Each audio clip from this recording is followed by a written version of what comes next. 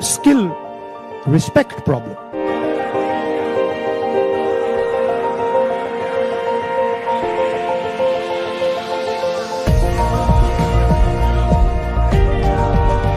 Employment problem. India has an employment problem. But there are many countries in the world that don't really have an employment problem.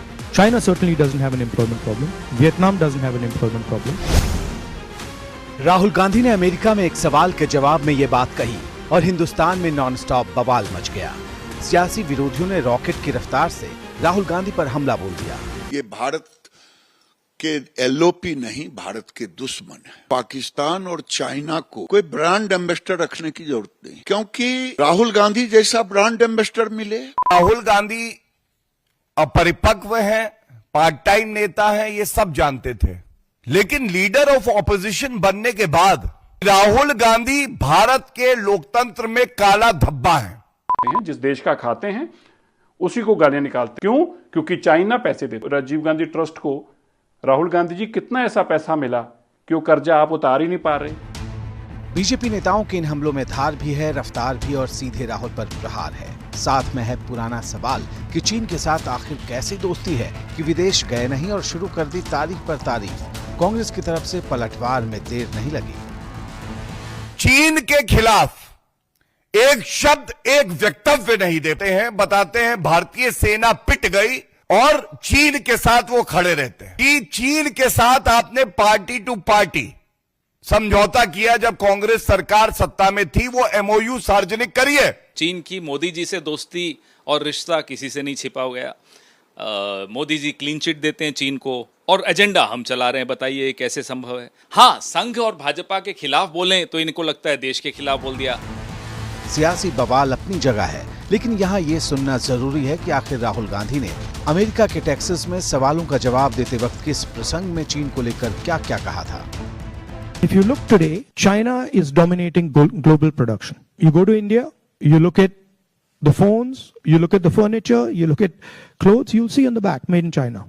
The West, America, Europe, India have given up on the idea of production and they've handed it to China.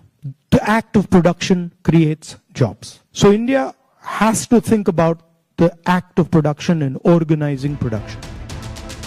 बात उत्पादन और रोजगार पर हो रही थी। राहुल को जो कहना था उन्होंने कैमरे पर कहा। एनडीए के नेताओं ने इसे गौर से सुना और इसे सीधे सीधे चीन प्रेम बता डाला। देश के बाहर जाकर देश को बदनाम करने की कोशिश करार दे डाला।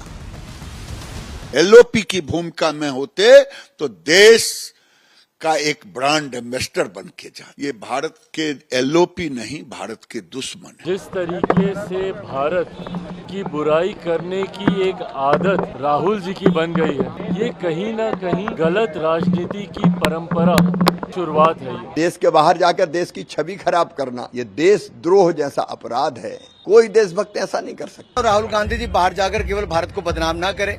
जो दुनिया का विश्वास भारत में बना है, हजारों लाखों करोड़ रुपए का निवेश भारत में आ रहा है। राहुल गांधी जी विश्व के सबसे बड़े लोकतंत्र के विपक्ष के नेता हैं, प्रतिपक्ष के नेता हैं, और अब जब वो विदेश जाते हैं तो उन्हें गंभीरता से विचार करना पड़ेगा कि जो वो कहते हैं क्या वो पूरा सत्य है। राहुल पर हुए धुआंधार हमले पर कांग्रेस ने फौरन हिसाब बराबर किया। उसके दिग्गज तर्कश में तर्कों के तीर भरकर सामने आए और हर आरोप का सीधा जवाब दे डाला।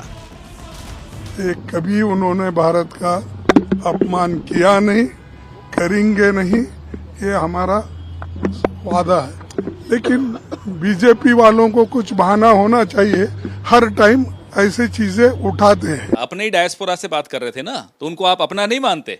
प्रधानमंत्री वहां जा जाकर कहते हैं हमें तो शर्म आती थी हिंदुस्तान में पैदा होने। क्यों कहते थे ऐसी बातें?